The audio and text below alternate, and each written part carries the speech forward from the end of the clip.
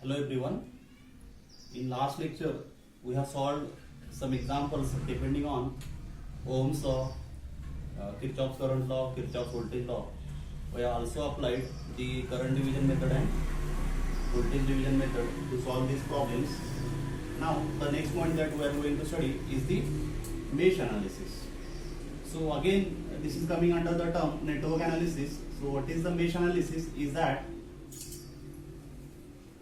if you can see the circuit is having a loop, you can see that circuit is having a loop, and that loop is nothing but the mesh.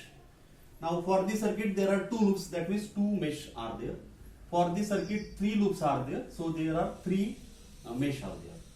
So when we are dealing with loops, so it is nothing but we are dealing with mesh. Now first thing you should always remember that mesh analysis is solved for planar circuit. Mesh analysis is solved for planar circuit.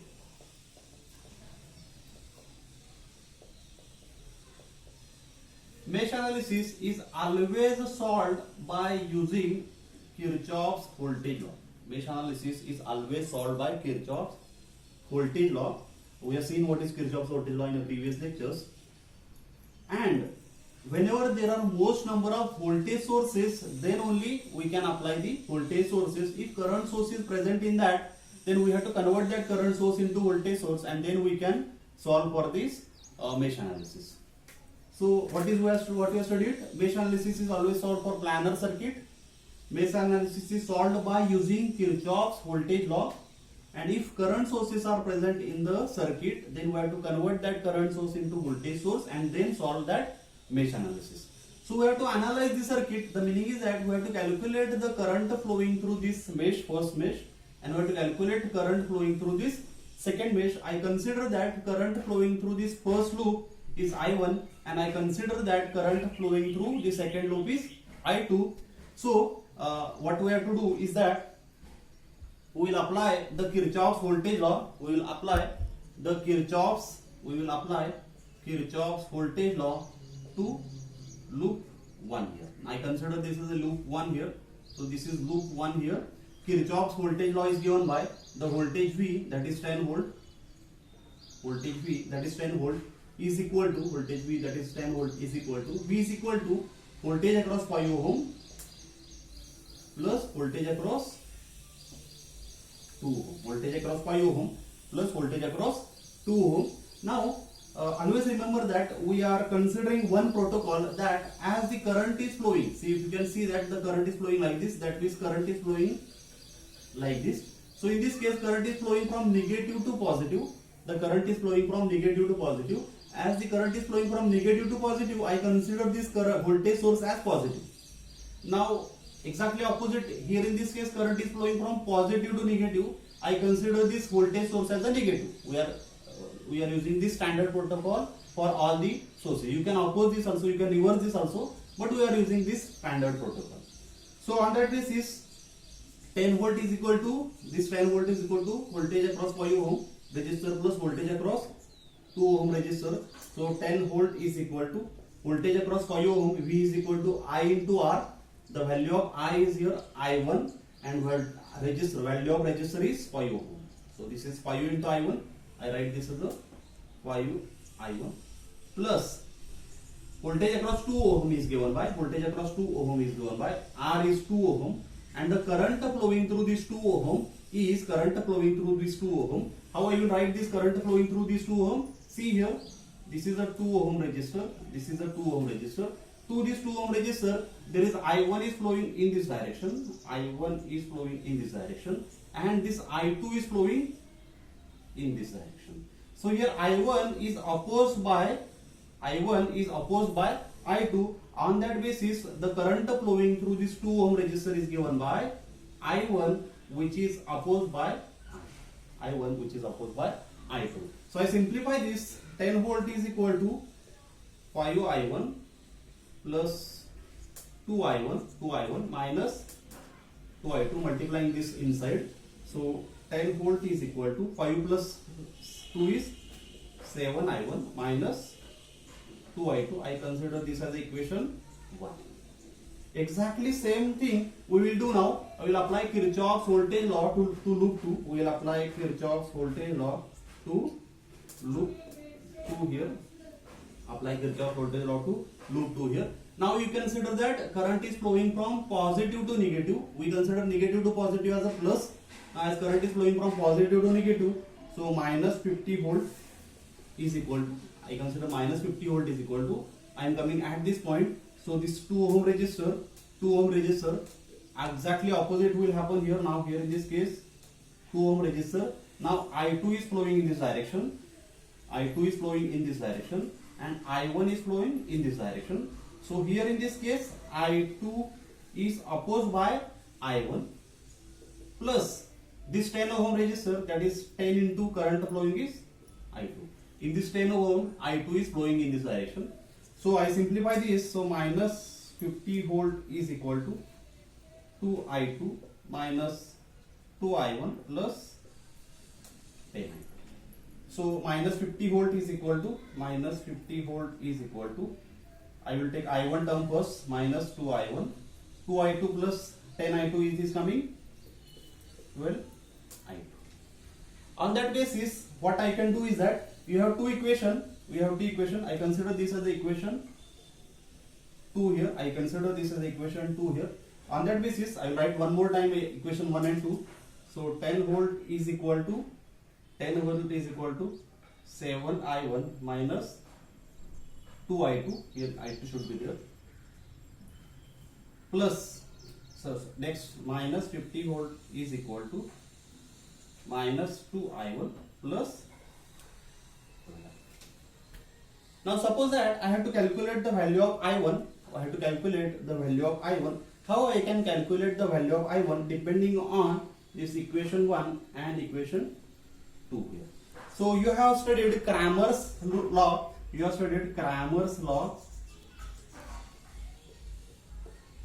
I think in your 12th standard. So we will apply this Cramer's law. I1 is equal to, I will take these coefficients of I1 and I2 here. Determinant of 7, minus 2 and 12. Determinant of this.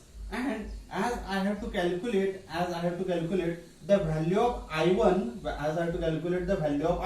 the coefficients of I1, instead of using coefficients of I1, I will use the coefficients, that is minus 50 and 10.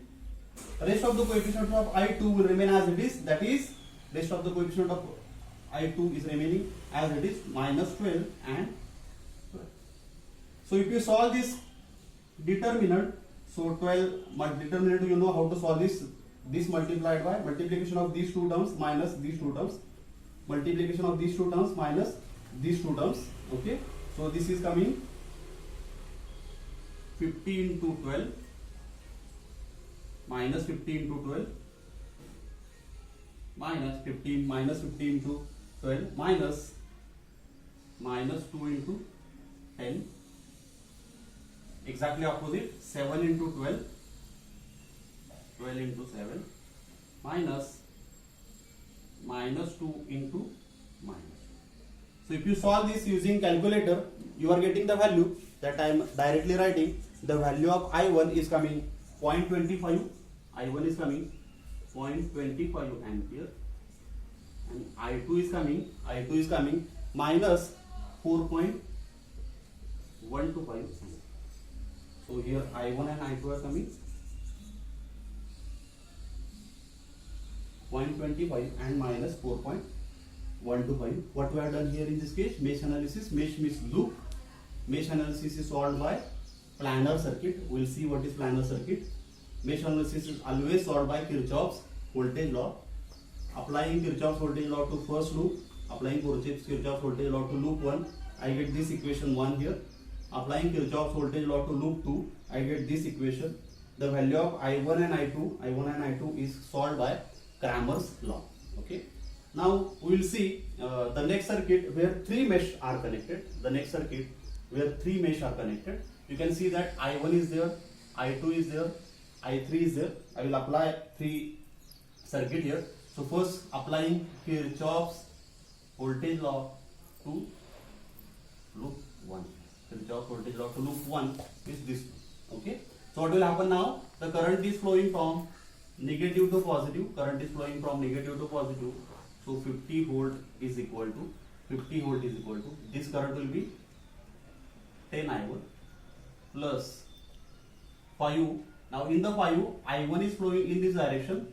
I2 is also flowing in this direction. So this is coming 5 I1 plus I2. Now next circuit is for this circuit. Now this 3 ohm resistor is there. For 3 ohm resistor, I1 is flowing in this direction. I1 is flowing in this direction, and this I1 is opposed by I3. So this is I1 minus. So simplifying this circuit, 50 volt is equal to 10 I1 plus, I am multiplying this 5 I1 plus 5 I2 plus 3 I1 minus 3 I3. 50 volt is equal to 10 I1 plus 5 is 15 I1 plus 3 I1, that is 18 I1 plus 5 I2 minus 3 I3 as it is. So this is your equation 1 here. Exactly same way we are applying Kirchhoff's voltage law. We are applying Kirchhoff's voltage law to loop 2 here. Kirchhoff's voltage law to loop 2. Now you can see that the current is again flowing in this direction. So current is flowing from negative to positive. I will consider voltage source as positive 10 volt. Voltage source as positive 10 volt. At this resistor 2 ohm, only one current is flowing at this resistor, that is I2. So this is 2 I2 plus at this point what is happening here? So 5 ohm resistor, I2 is again flowing in this direction, I1 is also flowing in this direction. So this will add here I1 plus I2. Now I am coming to this 1 ohm resistor. What will happen here? I2 is flowing in this direction, I3 is flowing also in this direction. Again this will add I1 plus I3. So simplifying this, 10 volt is equal to 2 I2 plus 5 I1 plus 5 I2 plus multiplying this one inside, so again I1 plus I3. So 10 volt is equal to, I will take I1 first, 5 I1 plus this I1 is 6 I1, 2 I2 plus 5 I2 is 7 I2, and only I3 is there. So this is I3. This is your equation 2 for second loop. Now I am applying Kirchhoff's voltage law to this 3 loop, third loop, KVL to loop 3 here. Now in this case the current is flowing in this direction, that is from positive to negative. So I have to consider voltage source as minus 5 volt. I have to consider voltage source as a minus 5 volt. This current is coming in this direction. So 3 ohm resistor. Now I3 is flowing in this direction, I1 is flowing in this direction. So I3 is opposed by I1. For 1 ohm resistor, I3 is flowing in this direction, I2 is also flowing in this direction. So what will happen here? I3 plus I2. So I will simplify this, minus 5 volt is equal to multiplication inside 3 I3 minus 3 I1 plus I3 plus I2 minus 5 volt is equal to minus 3 I1, only I2 is there, plus I2, and 3 I3 plus I3 is 4 I2. This is your equation 3. So I write this equation 3 here in the one more time. So 50 volt is equal to 18 I1 plus 5 I2 minus 3 I3, equation 1. Equation 2 is 10 volt is equal to 6 I1 plus 7 I2 plus I3. This is equation 2 here. Minus 5 volt is equal to minus 3 I1 plus I2 plus 4 I3. This is your equation 3 here. Okay. Now Suppose for simplification we will only calculate the value of I1 using Cramer's rule. Value of I1 using Cramer's rule. So what is Cramer's rule here? As three coefficients are there, three terms are there, I1, I2, I3. Determinant will be of three terms. Determinants will be of three terms. What are the determinants? I value of coefficients of I1 are 18, 6 and -3. Coefficients of I2 are 5, 7 and 1. Coefficients of I3 are -3, 1 and 4. Now what will happen in the numerator? As we have to calculate the value of I1, the coefficients, instead of using coefficients of I1, we have to use the coefficients which are present in the left hand side, that is 50 volt, 10 and -5. I2 and I3, the coefficients of I2 and I3 will remain same, 5, 7, 1, -3, 1 and 4. So depending on that, now you know how to solve this determinants. So if you solve this value of determinant, this 3 by 3 determinant, the value of I1 is coming, 3.3 ampere.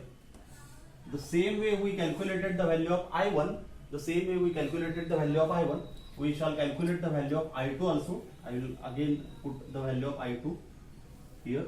So determinant, value of determinant remains same. Denominator, determinant remains same, 18, 6, -3, 5, 7, 1, -3, 1 and 4. Okay. The value of determinants in the numerator, I have to calculate the value of I2, So the coefficients of I2 will not be there. Instead of coefficients of I2, we have to use the coefficient which are present in the left hand side, 5, 10 and -5. Rest of the coefficients will remain same, 18, 6, -3, 1 and 4. So if you solve the value of I2, the value of I2 is given by -0.99. It is almost 1 is coming, -1. And in the same way, if you calculate the value of I3, it is coming 1.47. In this way, we calculated the value of I1, the value of I2, and the value of I3. So using mesh analysis, what we done? We have mesh analysis is solved when there are voltage sources are there and planar circuit is there. Mesh analysis is always solved by Kirchhoff's voltage law. Mesh analysis is always solved by Kirchhoff's voltage law. We have how many mesh are there or how many loops are there, that many mesh you have to apply. So we have 3 loops in this case. So we are applied Kirchhoff's voltage law to loop 1, Kirchhoff's voltage law to loop 2, Kirchhoff's voltage law to loop 3. Applying Kirchhoff's voltage law, we got 3 equation 1, 2 and 3. We need to find the coefficients of I1, I2 and I3, that is value of I1, I2 and I3. So value of I1, I2 and I3, are calculated by Cramer's rule. You have already studied. Again I have explained this Cramer's rule. In this way, Cramer's rule, with the help of Cramer's rule, we solve the mesh analysis. I hope you have understood this. In the next case, we will see exactly opposite to the mesh analysis, that is called node analysis. Okay. Thank you so much.